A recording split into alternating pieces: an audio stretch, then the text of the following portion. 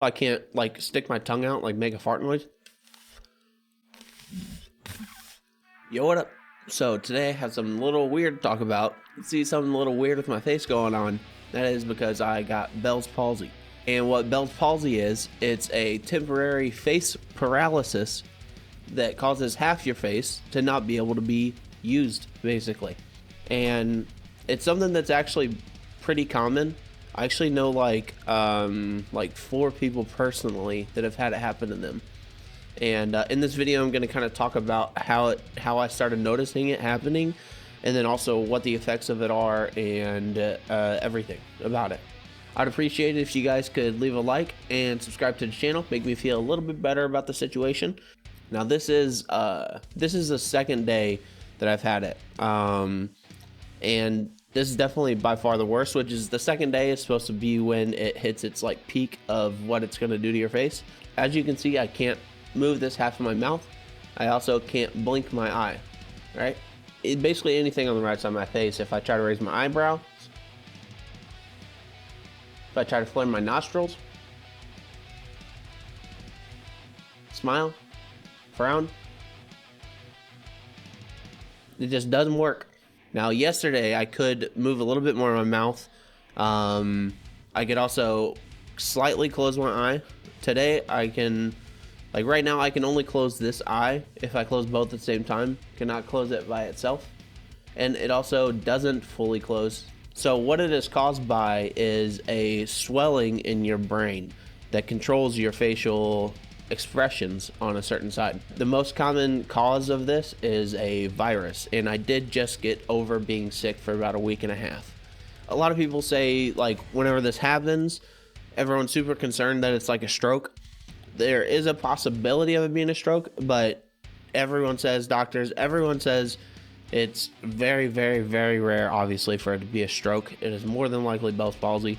But obviously, just because of the implications of what it could be, if you start having symptoms, you need to go get it checked out like immediately. Don't screw around. You know, you need to go to a doctor and you need to get it looked at. Now, typically Bell's palsy, you start getting better after about 2 to 3 weeks. Usually the symptoms are fully gone by about 3 to 6 months, and then in very, very rare occasions it can actually be permanent.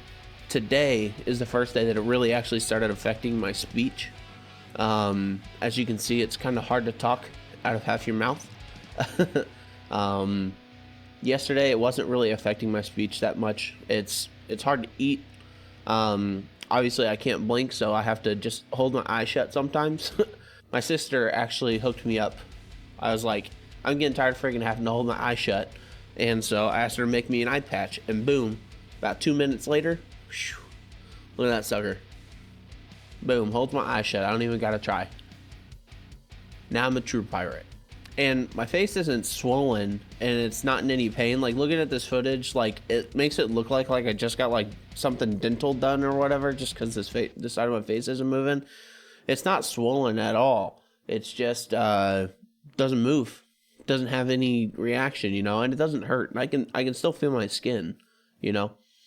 It just doesn't move. And also, I'm in no pain at all. There's zero pain whenever it comes to any of this. The only thing is maybe my eye will get irritated a little bit from just being open too long whenever I don't think about it, you know. So how I started noticing it happening, I actually woke up that morning and I even said to my wife, I was like, my tongue feels slightly weird, and I didn't know if I burnt it the night before or something, and so I didn't really pay attention to it. I didn't really care. Which I did find out loss of taste is one thing that is caused by this. But the day went on, just was completely normal. I ran some errands. I went to the Mac store, and then I was at Walmart. And I started kind of effing with my lip and on my teeth. I was just like kind of trying to move my lip around, and I was noticing it was feeling a little weird. And I looked at my wife, I was like, is this side of my mouth going up as much when I smile? And I tried smiling, and she's like, not as much. And so then I was like, okay, whatever. Then we walked around for about 10 more minutes in Walmart, and I started feeling like my eye was feeling a little weird, and I look at her, I say, is this eye blinking? Because it's kind of hard to tell when you're just like, you know, blinking, if that eye is closing or not. Went like this. And at the time, it was like half blinking. She was like nowhere near as much. And I was like, I think I know what this is. And so finished shopping, went home, looked at some stuff, and then went to the hospital. Because my old bass player actually had Bell's palsy happen to him while he was in the band. And so I had a feeling that's definitely what it was. So went to hospital. It was at like 11 p.m. on the day before Thanksgiving. There's literally no one there. I walk up to the counter. They say, hey, what are you here for? I say, I think I'm starting to come down with Bell's palsy. And they're like, okay, come back. Walk in, weighed me, took me back to a room. And then they came in. I was literally in there for maybe 15 minutes. They did a few tests where they're like, how many fingers am I holding up? They were touching my face, seeing if I could feel everything. You know, having me move my eyes, looking at their hands and stuff like that. And I was literally there about 15 minutes. They prescribed me some steroids and gone.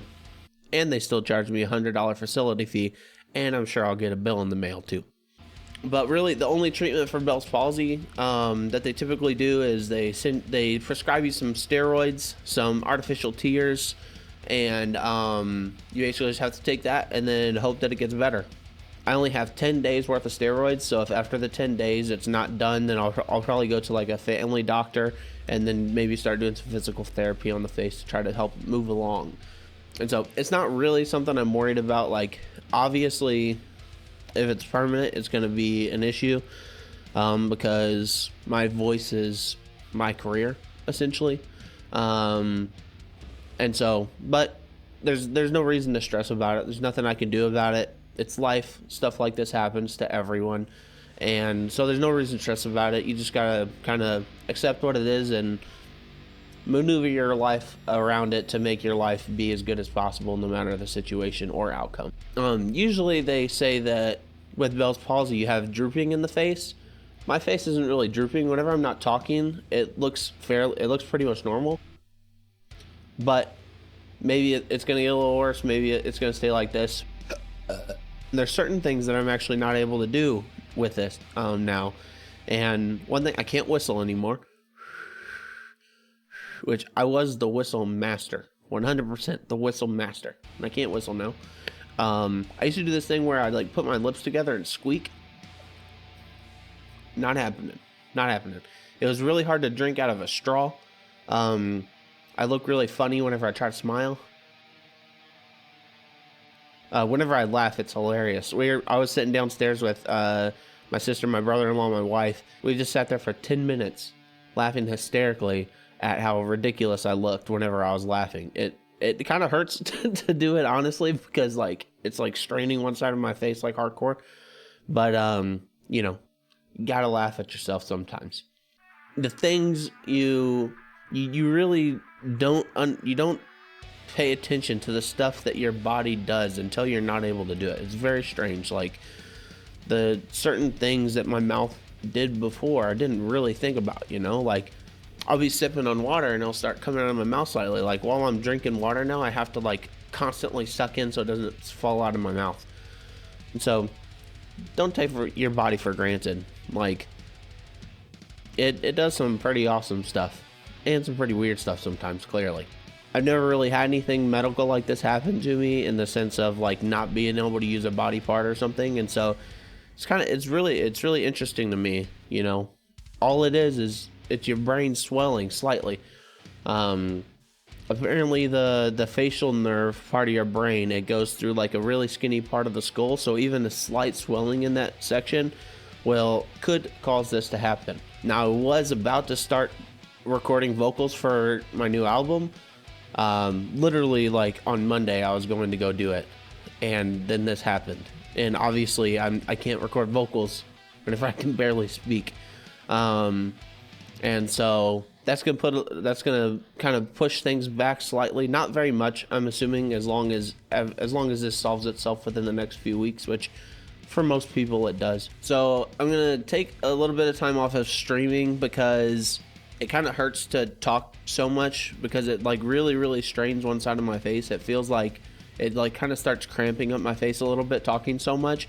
And I'm gonna spend the time to grind out all the lyrics and really work on just the music aspects of the album to really finish it off, like really take it to focus down on finishing up my new album, and then hope that my face fixes as soon as possible so I can start recording those vocals as well. Even while my face is all jacked up, I'll upload some more guitar playthroughs of some of our music and maybe do a cover or so. And anything you guys want to see me do on the channel, leave a comment below and let me know what you want to see on the channel, whether it's music related or just a topic. I love talking about stuff, and also keep you guys updated with what's going on with my face. If you want, you can also follow me on Twitter to stay up to date. I'll post updates about my face, and I'll maybe do one more video about my face as well. And we'll see you guys again soon, and I appreciate you guys here hanging out. So we'll see you next time, all right? Peace out.